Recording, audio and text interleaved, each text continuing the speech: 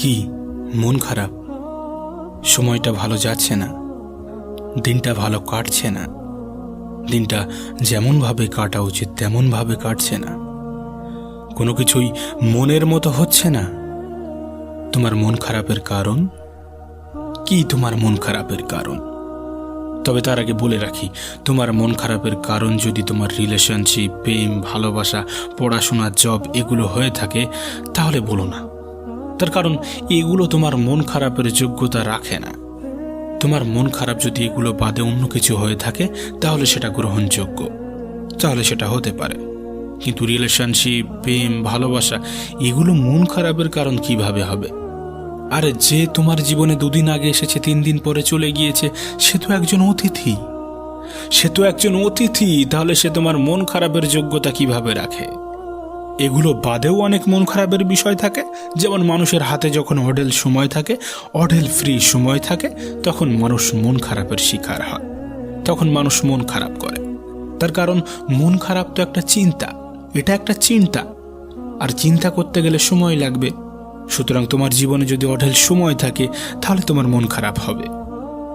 তোমার মন খারাপ তো হবে। দেখো প্রিয় ভাই আমার কথাই যেন কষ্ট নিয়ে না। তোমার মন খারাপ হবে তার কারণ যারা তোমাকে বিশ্বাস করে তুমি তো তাদেরকে বিশ্বাস করো না। যে মানুষগুলো তোমাকে বিশ্বাস করে তুমি তো তাদেরকে বিশ্বাস করো না, তুমি তো তাদের বিশ্বাসের মর্যাদা রাখো না। তাহলে তো তোমার মন খারাপ হবেই।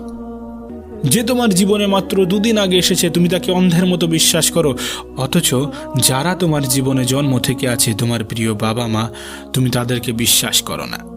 যে তোমাকে এই পৃথিবীতে পাঠিয়েছে তুমি তো তাকে বিশ্বাস করো না, তাহলে তো মন খারাপ হবে।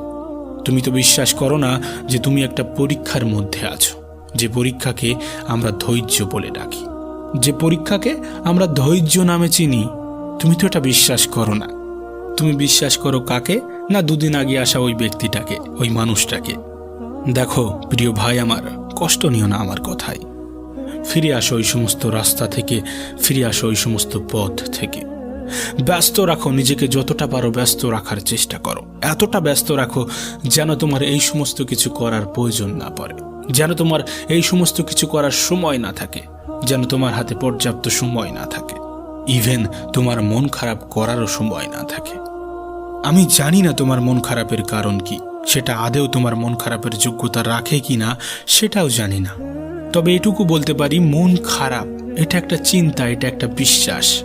তুমি বিশ্বাস করছো, তুমি চিন্তা করছো যে আমার মনটা খারাপ, তাই তোমার মনটা খারাপ।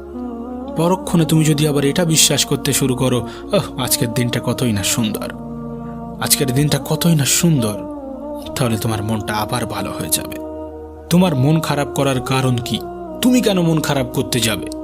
মন তো তার খারাপ হওয়া উচিত যাকে ডাক্তার বলে দিয়েছে আর মাত্র 3 মাস, আর মাত্র 2 মাস, আর মাত্র 20 দিন, আর মাত্র 10 দিন। তোমার শরীরটা আস্তে আস্তে ড্যামেজ হয়ে যাচ্ছে, তোমার অঙ্গগুলো আস্তে আস্তে কাজ করা বন্ধ করে দিচ্ছে, তোমার নার্ভাস সিস্টেম আস্তে আস্তে কাজ করা বন্ধ করে দিচ্ছে, তোমার মস্তিষ্ক আস্তে আস্তে শুকিয়ে আসছে। তুমি যে রোগের শিকার, সে রোগের কোনো চিকিৎসা নেই। মন তো তার খারাপ করা উচিত যে ভয়াবহ রোগের শিকার। মন তো তার খারাপ করা উচিত যে এমন রোগের শিকার যার কোনো চিকিৎসা হয় না। তুমি যার শিকার, তুমি যে জিনিসটার শিকার, তার কি কোনো চিকিৎসা নেই? তার কি কোনো সমাধান নেই?